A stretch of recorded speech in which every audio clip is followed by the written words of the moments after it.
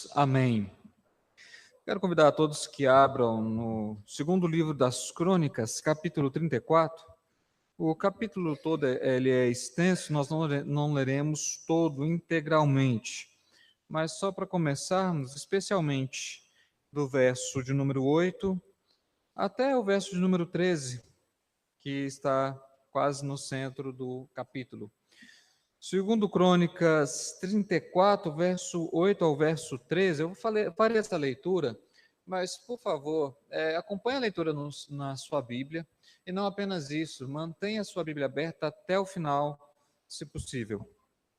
Segundo livro das Crônicas, capítulo 34, verso 8 ao verso de número 13. Assim nos diz o cronista, a palavra do Senhor.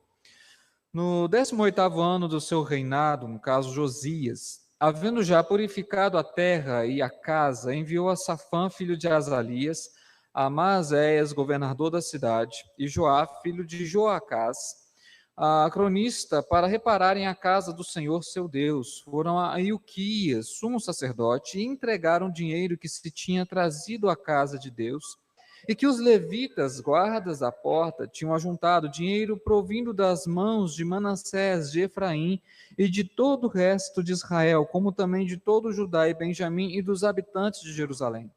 Eles o entregaram aos que dirigiam a obra e tinham a seu cargo a casa do Senhor, para que pagassem aqueles que faziam a obra, trabalhadores na casa do Senhor, para repararem e restaurarem a casa. Deram-no aos carpinteiros e aos edificadores para comprarem pedras lavradas e madeiras para as junturas e para servirem de vigas para as casas que os reis de Judá deixaram cair em ruína. Os homens procederam fielmente na obra e os superintendentes deles eram Jaate e Obadias, levitas, os filhos de Merari, como também Zacarias e Mesulão, dos filhos dos coatitas, para superintenderem a obra. Todos os levitas peritos em instrumentos músicos eram superintendentes dos carregadores e dirigiam a todos os que faziam a obra em qualquer sorte de trabalho. Outros levitas eram escrivães, oficiais e porteiros. Depois nós vamos ler do verso 14 a 18, mas por enquanto até aqui. Vamos orar?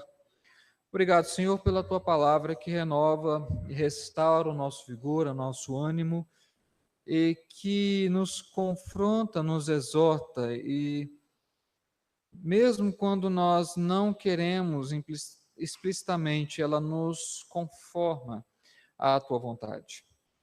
E ajuda-nos, ó Deus, a entendermos os momentos de restauração, de retorno à tua palavra, pelos quais o povo de Israel passou, mesmo em grande decadência daquele período, mas também que a tua igreja, em tempos, experimenta.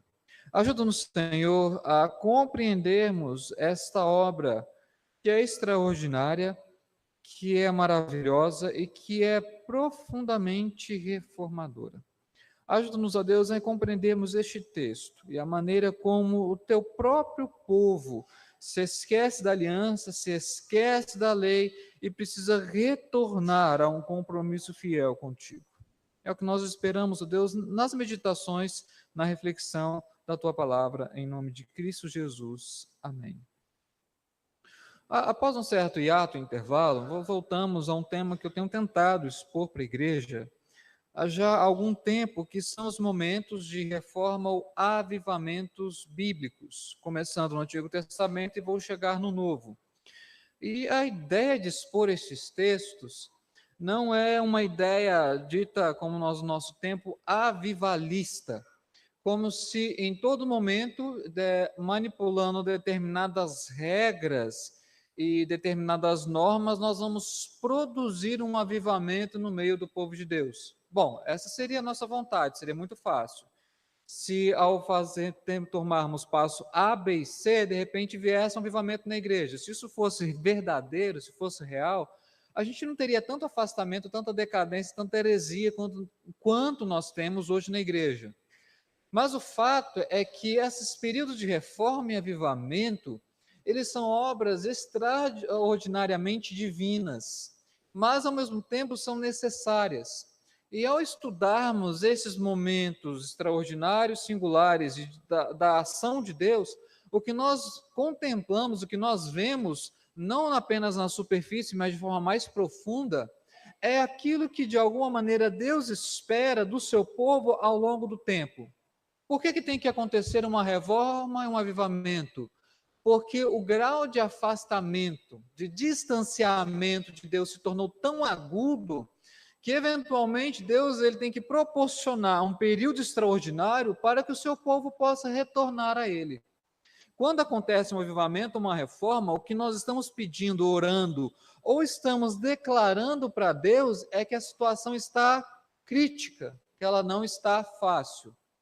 Por isso, se eu e você estamos orando, ou orarmos por um avivamento, ou por uma reforma no Brasil hoje, o que nós indiretamente afirmamos é: o teu povo, Senhor, se afastou da tua palavra. É nesse contexto, exatamente muito parecido com isso, que é o contexto de Josias.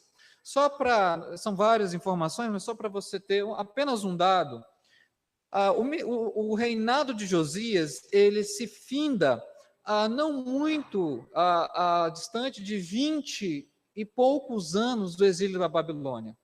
Ou seja, quando o reinado dele termina, Deus já decretou a sentença para o seu povo com o exílio da Babilônia.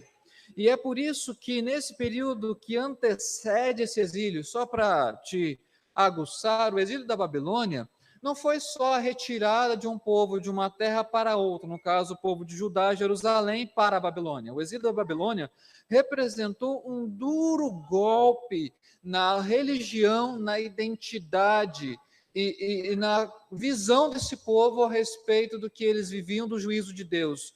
Não é um evento simples, tanto é que vários profetas, Jeremias, Ezequiel, o próprio Isaías, muito antes, já falavam do exílio. Então, o exílio da Babilônia representou um momento crucial, um dos mais terríveis juízos de Deus contra o seu povo.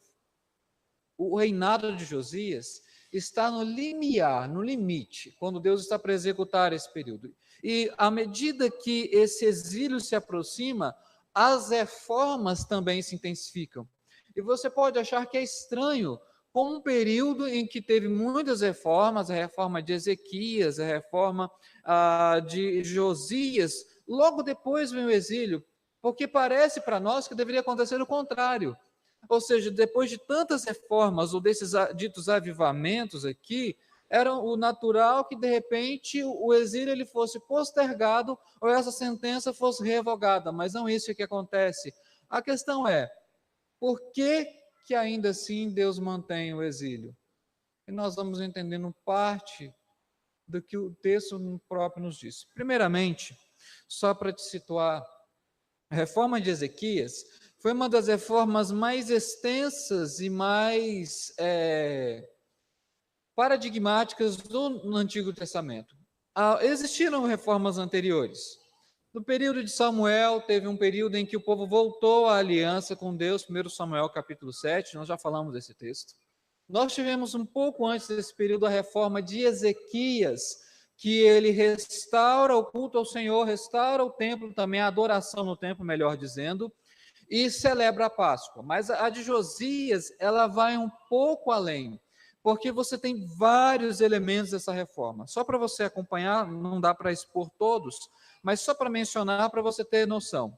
No início do capítulo 34, nós lemos no verso de número 3 em diante, que ele começa então, no verso de número 3, a tirar os altos, poste ídolos, imagens de escultura e fundição. Então, a primeira parte da reforma de Ezequias foi expurgar, purificar o povo da idolatria, da adoração a outros deuses, que era um pecado recorrente.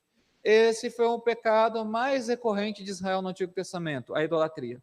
A segunda parte da reforma, no texto que nós lemos, o verso 8 em diante, foi restaurar então o culto. Depois de expurgar a idolatria, ele restaura o culto e o ministério levítico, o ministério sacerdotal do culto do templo.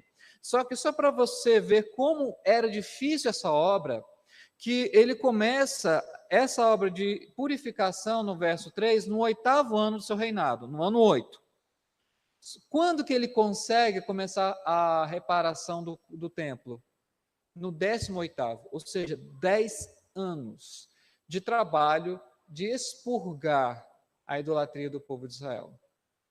Isso dá para nós uma noção da gravidade, da decadência, do distanciamento desse povo. A terceira parte dessa reforma, ou desse retorno, é o que está no verso de número 14 em diante, que é a descoberta, a redescoberta do livro da lei, que nós entendemos pelos indícios do texto que fala do livro de Deuteronômio.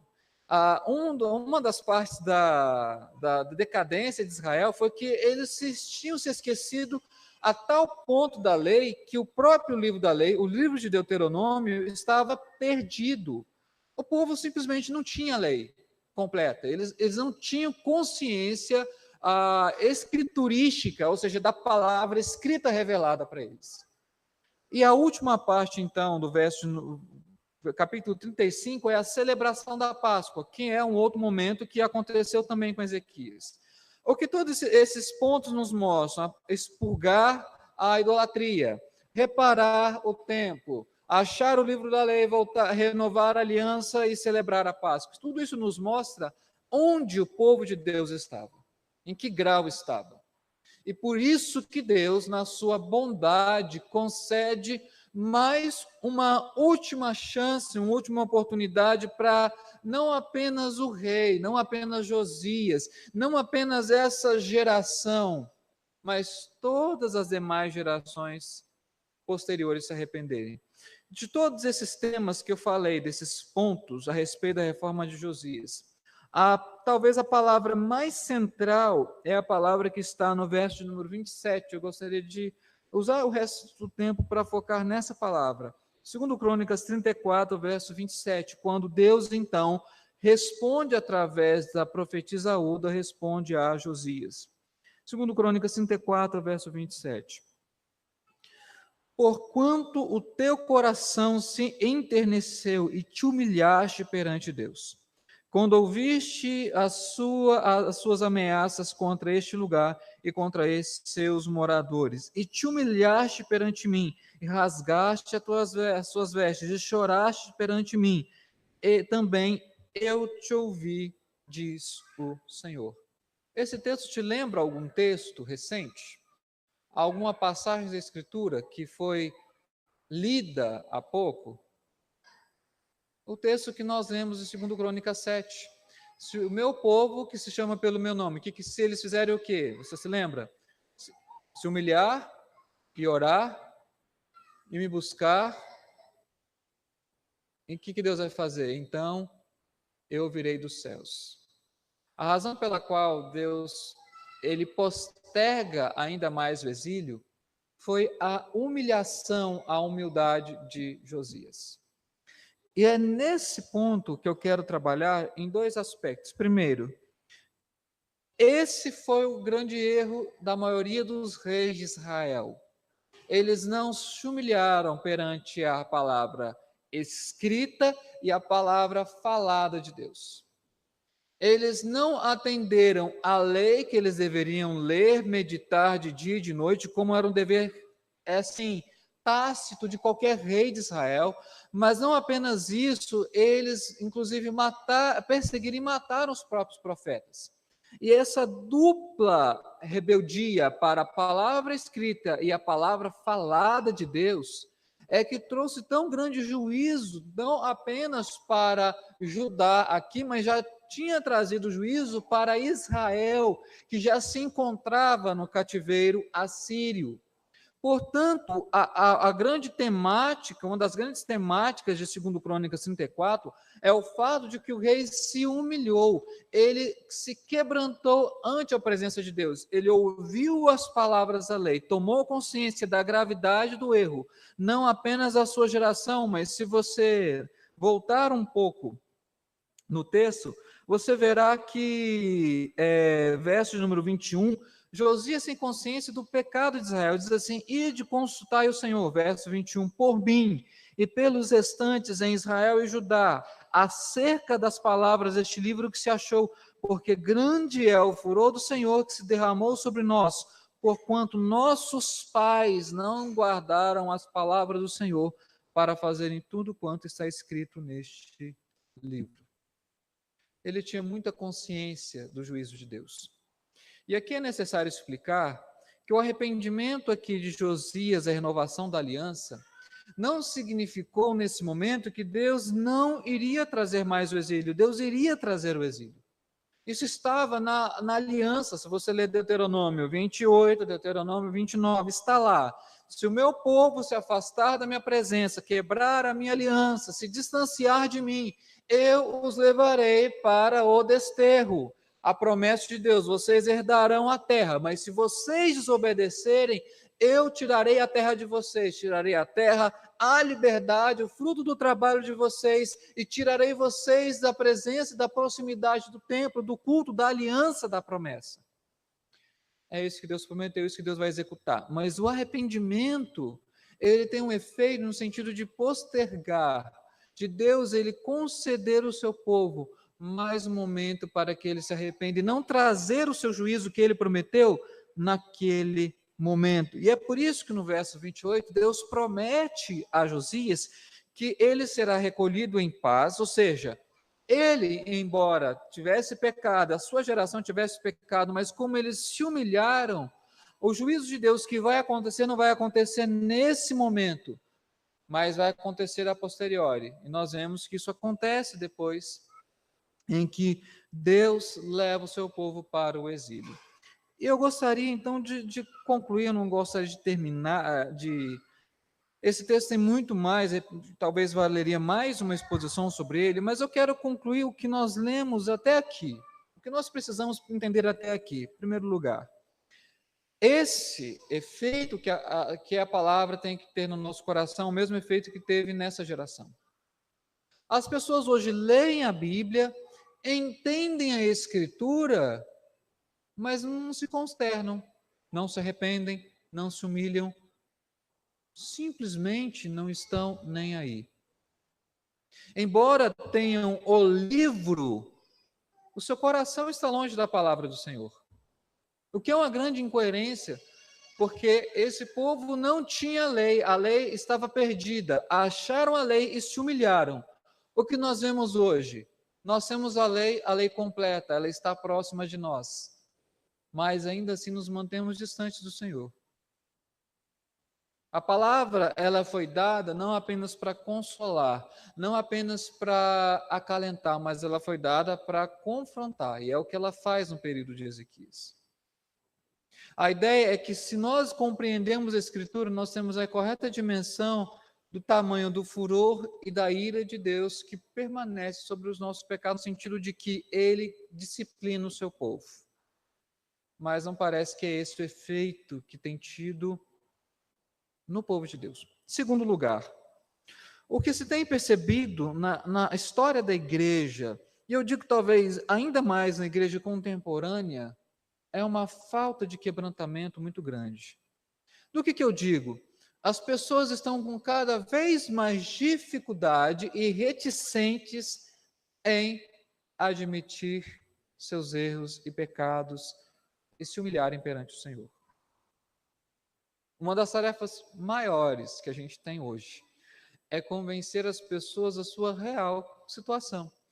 É mostrar o que pela Escritura talvez seja evidente, que eu e você talvez não estamos tão bem quanto achamos. O período de Josias era um período de aparente prosperidade, ele não tem guerras em volta.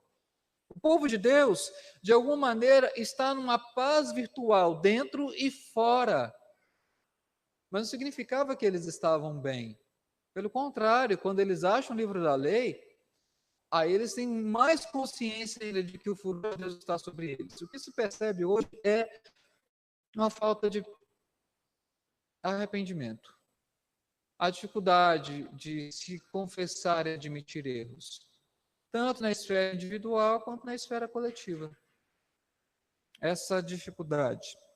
Terceiro lugar, o que nós vemos à luz do que lemos nesse texto é que a palavra de Deus é definida, se você depois, salvo engano, no verso de número 31,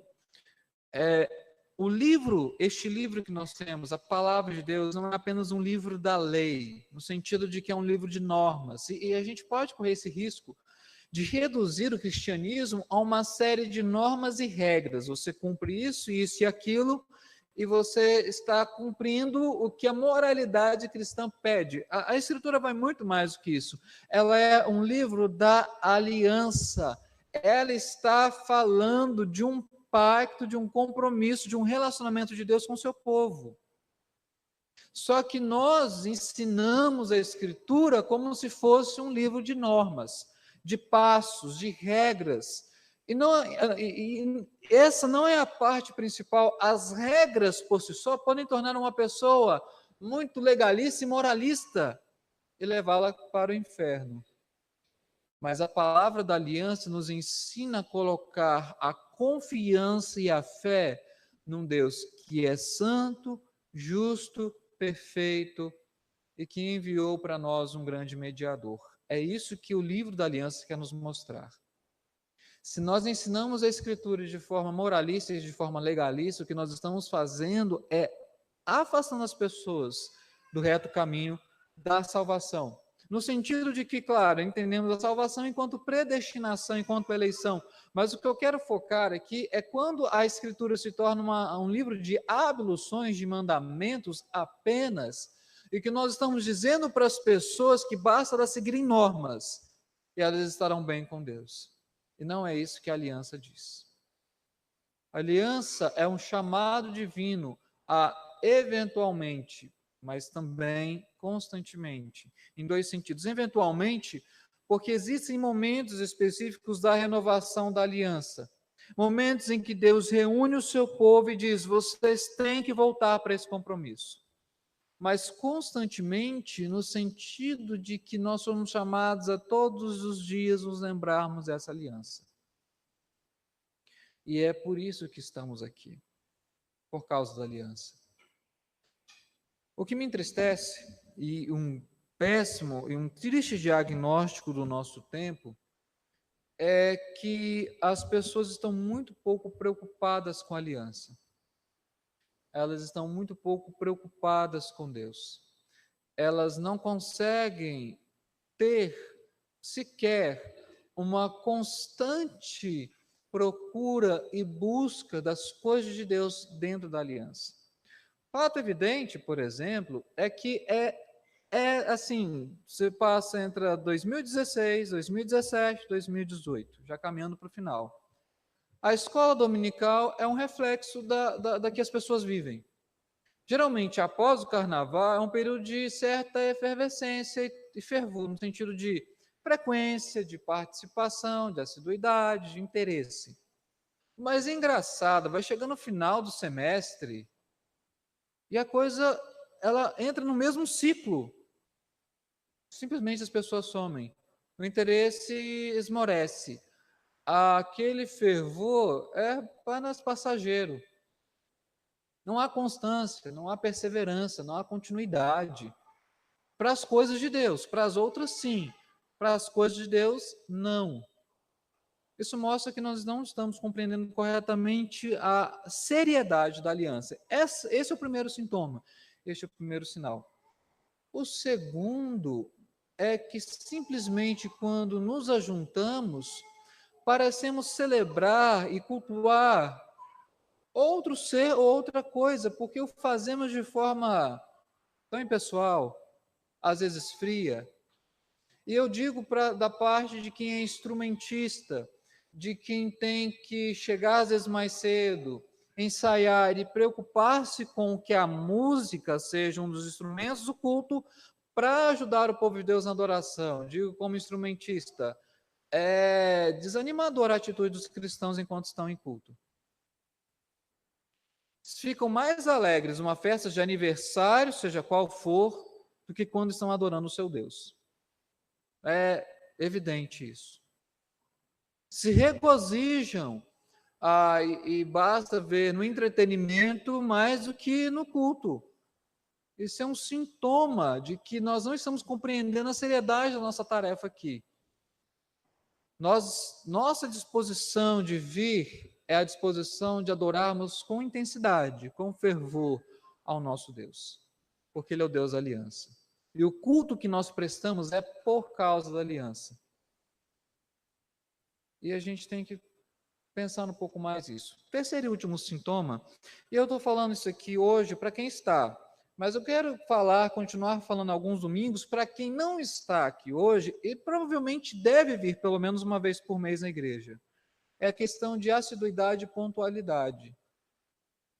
Para tantas coisas nós somos tão sérios, tão rigorosos, mas por que quando se trata do serviço a Deus é de qualquer forma ou de uma maneira menos rigorosa, menos séria?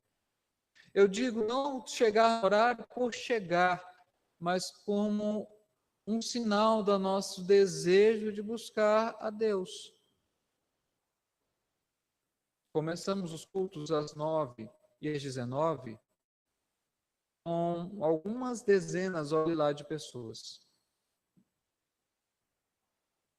Mas muitos eventos, congressos, conferências, shows, teatros, que têm um interesse lúdico, que são importantes para o nosso entretenimento, as pessoas chegam antes do horário.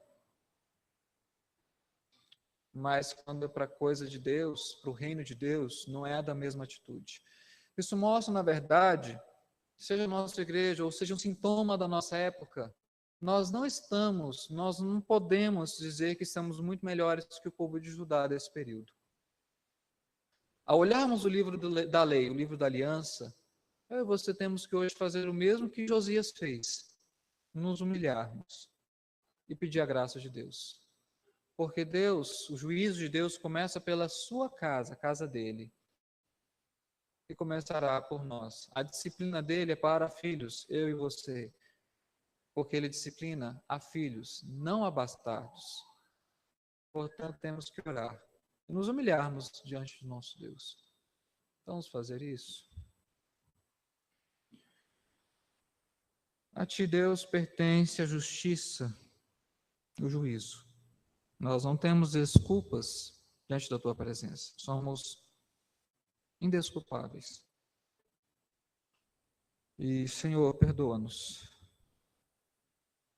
por sermos tão mesquinhos, tão superficiais, tão frívolos, tão baixos, às vezes, de darmos valor àquilo que é efêmero, passageiro, provisório, nos esquecemos dos valores eternos. Perdoa-nos, ó Deus, por darmos tantas desculpas e sermos tão sensíveis na hora de servir a Ti, no sentido de sermos tão relaxados e até mesmo desistirmos tão facilmente e nos esforçarmos com muita ênfase para aquilo que é importante, mas não é o principal. Perdoa-nos enquanto Teu povo. Se o nosso culto, infelizmente, tem refletido a nossa realidade de apatia, de frieza, de distanciamento.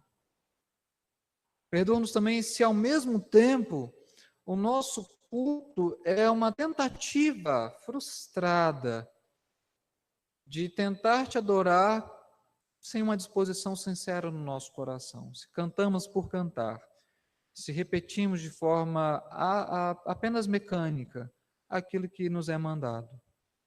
Perdoa-nos, ó Deus. Nós temos que nos humilhar ante a Tua presença.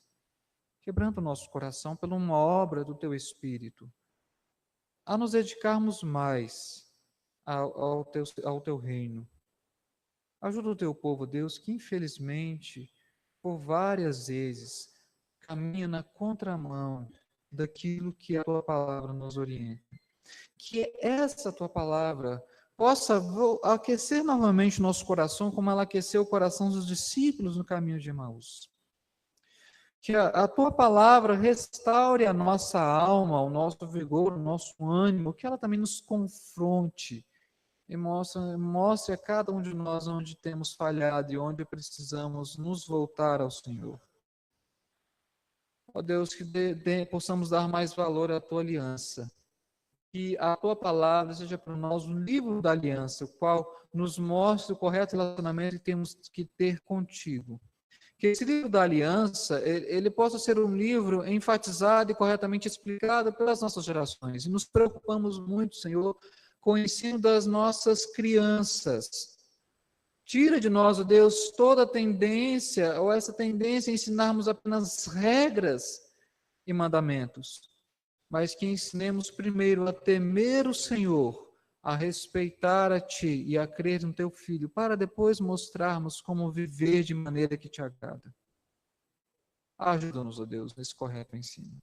É o que nós te pedimos, é o que nós te rogamos, ó Pai, em nome de Cristo Jesus.